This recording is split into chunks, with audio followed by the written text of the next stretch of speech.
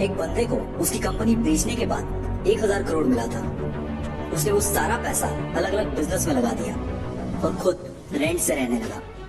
कोई पागल ही कर सकता है ना ऐसा, क्योंकि कोई नॉर्मल इंसान होता तो गाड़ी बंगला खरीदने में ही बहुत सारा पैसा खर्च कर देता। ये पागल इंसान और कोई नहीं, इलॉन मस्क है, जो कि आज वर्ल्ड की कई लीडिंग कंपनीज का मालिक है और आज इसकी नेटवर्थ है 1,40,000 करोड़। और ये सब उसके पागलपन, उसकी जिद का ही नतीजा है। क्योंकि भीड़ के साथ चलना तो बहुत आसान है, पर पागलपन ही चाहिए भीड़ से हटकर कुछ करने के लिए। जिस बंदे को कभी उसकी भारी आवाज की वजह से रेडियो से रिजेक्ट कर दिया गया था, उसने जिद पकड़ी और वो मुकाम हासिल किया जिसके कई लोग सिर्फ सपने ही देखते हैं। जी हाँ, मैं बात कर रहा हूँ अमिताभ बच्चन की। उनकी पहली सुपरहिट मूवी जंजीर आने से पहले उनकी 17 मूवीज फ्लॉप हो चुकी थी। फिर भी उन्होंने अपनी जिद नहीं छोड़ी और आखिरकार कामयाबी को भी उनके जिद के आगे झुकना पड़ा। विराट कोहली का भी एक ऐसा ही किस्सा है, जो कि क्रिकेट के लिए उसका पागलपन, उसकी जिद को बयां करता है। 2006 की बात है। विराट कर्नाटका में रणजी खेल रहा था और पहले दिन 40 रन बनाकर वो नॉट आउट रहा।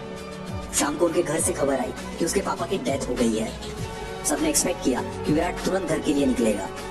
कोच ने तो यहाँ तक डिसाइड कर लिया था कि उसकी जगह पर और कौन खेलेगा। पर दूसरे दिन विराट बल्ला लेके स्पीच पे खड़ा था और इस हालात में उसने सेंचुरी लगाई और अपनी टीम को जिताकर ही वो अंतिम संस्कार के लिए निकल गया। इसे पागलपन नहीं तो और क्या कहेंगे। लाखों में किसी एक के पास ही ऐसी जिद, ऐसा पागलपन होता है और वही कुछ हटके कर जाता है। दिन का 15-15 घंटा काम करने के लिए सिर्फ एनर्जी नहीं, बल्कि उस काम को करने के लिए वो जिद, वो पागलपन होना चाहिए।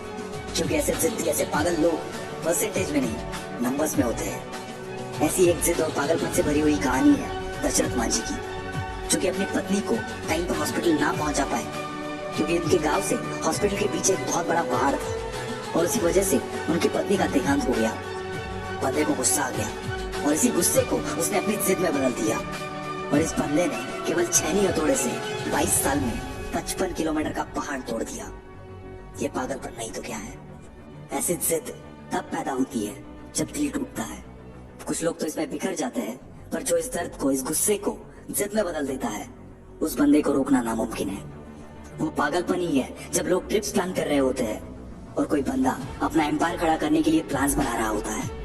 जब सब नौकरी ढूंढने के चक्कर में होते हैं, तब कोई पागल नौकरी देने की सोचता है और ऐसे ही पागल आगे जाके बिल गेट्स, स्टीव जॉब्स बनते हैं। ये पागल सक्सेस के लिए हमेशा भूखे होते हैं, ये कभी सेटिस्फाई नहीं होते।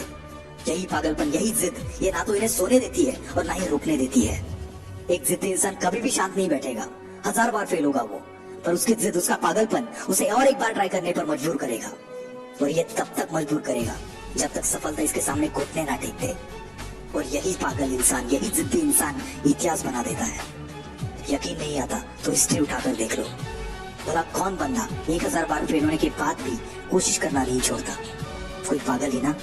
और उसी कारण ये पागल जिद्दी इंसान दुनिया को रोशन कर देता है। जी हाँ, मैं बात कर रहा हूँ थॉमस अल्वा एडिसन की। 65 साल का एक बंदा जिसे ऑलरेडी 1000 बार रिजेक्ट कर दिया गया था, फिर भी उसने अपनी जिद नहीं छोड़ी और KFC जैसी होटल्स की चेन खड़ी कर दी। जिस बंदे को अंग्रेजों ने उनके होटल में नहीं आने दिया, उस बंदे ने जिद पकड़ी और दुनिया का सबसे बड़ा होटल ताज बना दिया।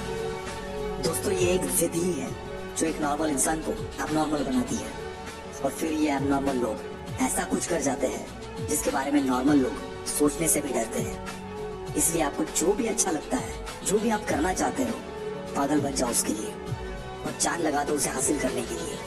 क्योंकि जब तक ये जिद, ये पागलपन आपके अंदर नहीं आएगा, तब तक आप नॉर्मल ही रहोगे। और अगर